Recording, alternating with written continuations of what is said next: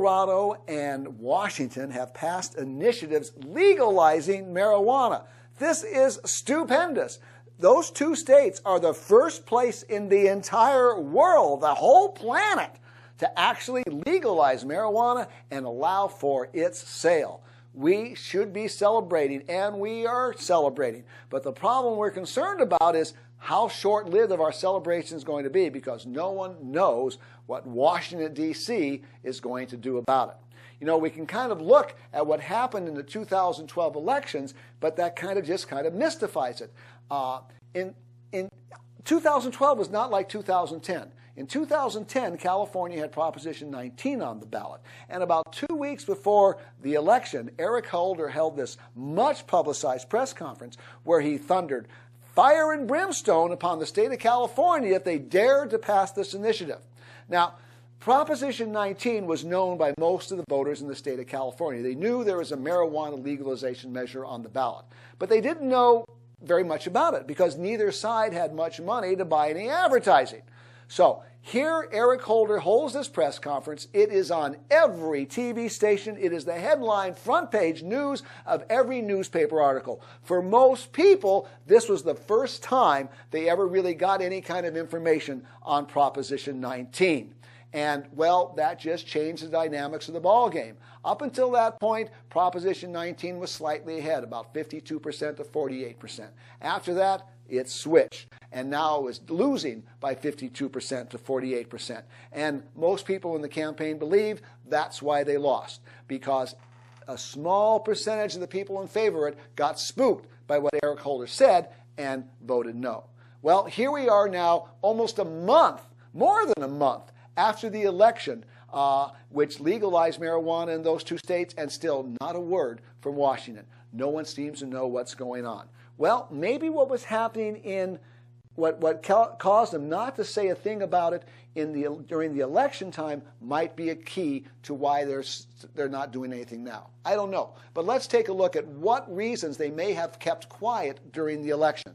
Well, one is just pure, cold political election strategy. Colorado was a swing state. Barack Obama was only ahead by 1 or 2 percentage points. One of his big constituencies was the youth vote. And the youth vote, overwhelmingly in support of marijuana legalization, 70% and more. And they were legitimately concerned that if Eric Holder came out swinging, a small percentage of that youth vote might get so alienated from the president that they vote for Dr. Jill Stein of the Green Party or Gary Johnson of the Libertarian Party. Just enough so Barack Obama loses, Mitt Romney wins, and Colorado is a swing state. It could have cost the election. They weren't going to take the chance. Is that what it was? Or maybe the president is kind of thinking about it. You know, we hear all these things. His second term is going to be bolder. He's going to do things he was not afraid to do in the first term because he's not running for re-election. And drug law reform is certainly something that the president knows about. He certainly knows about marijuana. He used to use marijuana a lot when he was in high school and in college. You know, during the 2008 election, somebody asked him about Bill Clinton's statement about, how I didn't inhale. Well, Barack Obama answered, well, I did inhale frequently. That was the point. That's exactly what he said. He knew about marijuana, but he was being very modest when he said he inhaled frequently. Barack Obama in high school and college was a stoner. He inhaled all the time. He formed this group called the Choom Gang. That's all it was about, was smoking marijuana.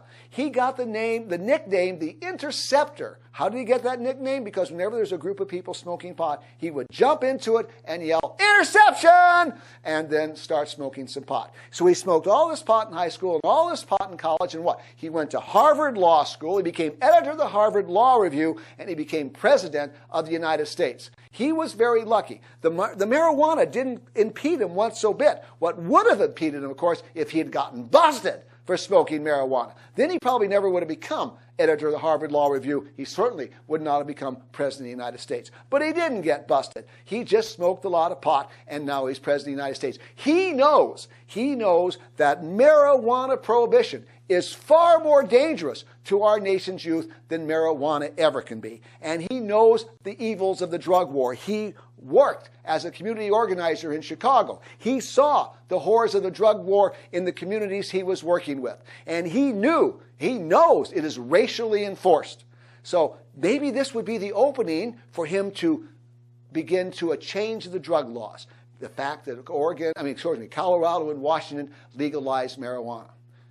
But we don't know. And here it is a month afterwards and still no words, except I've read some really bad things that the choices they are considering is like a lawsuit against the states to slam the program down or send the feds in and bust everybody's heads open or who knows what. But everything I am reading is not good.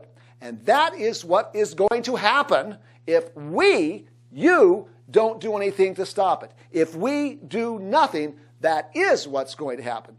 And today, and right here, today, or actually this Monday, you have a chance to start something, to do something to actually prevent what the Obama administration might want to do from ever happening. And what is that? Well, our problem is political, and we're going to have to solve it through the political system.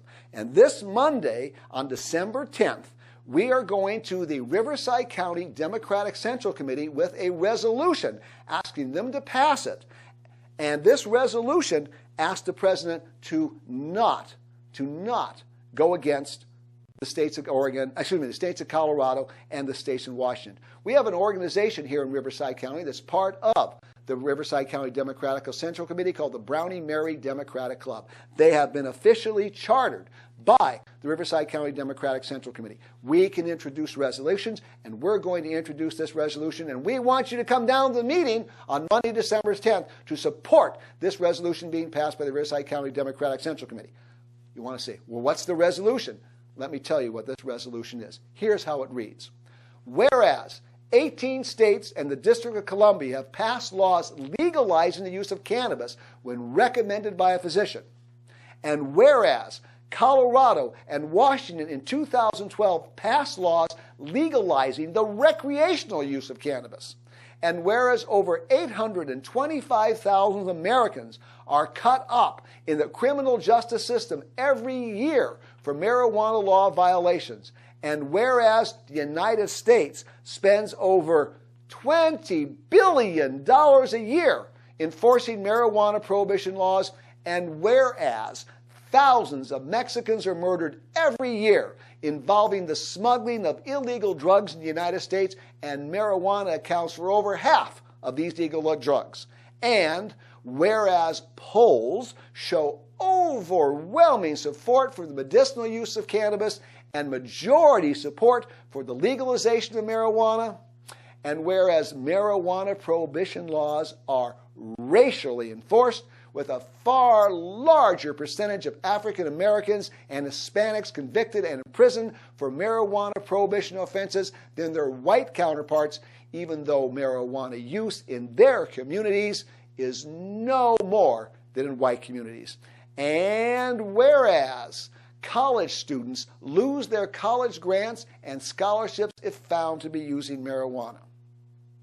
Therefore, be it resolved that the Riverside County Democratic Central Committee requests President Obama to allow the newly enacted marijuana legalization laws in Colorado and Washington to go into effect with no federal interference, and President Obama to end the Department of Justice interference and raids by federal agencies and states with medical marijuana laws, and a comprehensive study be immediately undertaken to produce recommendations for reform of our nation's marijuana prohibition laws.